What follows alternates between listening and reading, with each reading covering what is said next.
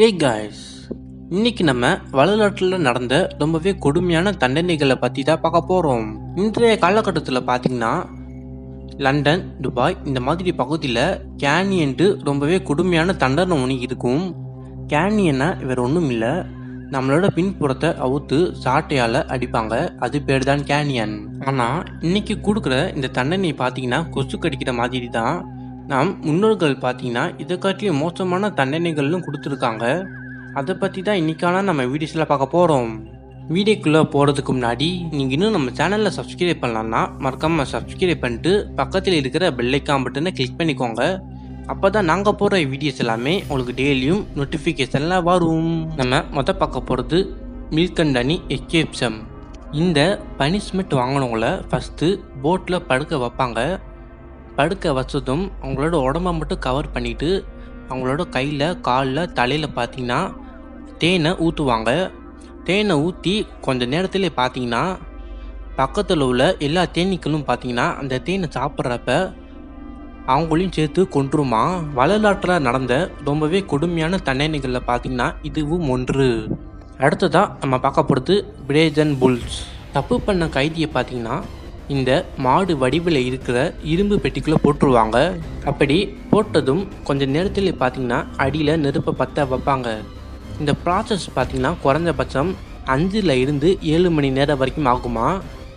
அந்த கீட்டை தாங்க முடியாமல் ஒரு சில மணி நேரத்திலே எரிந்து சாம்பலாயிருவாங்க. அடுத்ததாக நம்ம பார்க்க போகிறது பார்த்தீங்கன்னா டிக்கல் டார்ச்சர். தப்பு பண்ண கைதியோட கால் பாதத்தில் பார்த்தீங்கன்னா தேனை ஊற்றிடுவாங்க.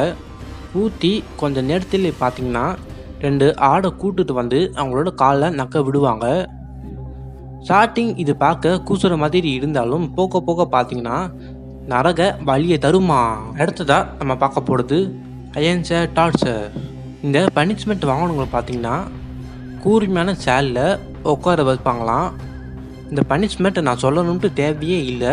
கூர்மையான சேலில் உட்காந்தா என்ன நடக்கும்ட்டு உங்களுக்கே தெரியும். கொஞ்ச நேரத்தில் பார்த்தீங்கன்னா வலி தாங்க முடியாமல் அந்த இடத்துல இறந்து போயிடுவாங்களாம். அடுத்ததாக நம்ம பார்க்க போகிறது பார்த்தீங்கன்னா ஃப்ளையிங்.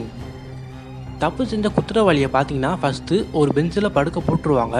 அப்படி பெஞ்சில் படுக்க போட்டு ஒரு சில மணி நேரத்தில் பார்த்தீங்கன்னா 4-5 பேர் சுற்றி நின்று ஷார்ப்பான கத்தியை எடுத்து தலையில் இருந்து நெஞ்சு, கை, கால் எல்லாத்துலேயும் பார்த்தீங்கன்னா கத்தியால் குத்தி தோலை கீச்சி எடுப்பாங்களாம். இந்த பனிஷ்மெண்ட் பண்ணுறப்ப பார்த்தீங்கன்னா உடம்புல இருக்கிற சதை, ரத்தம் எல்லாமே பார்த்தீங்கன்னா பீச்சிக்கிட்டு வெளியில் வருமா.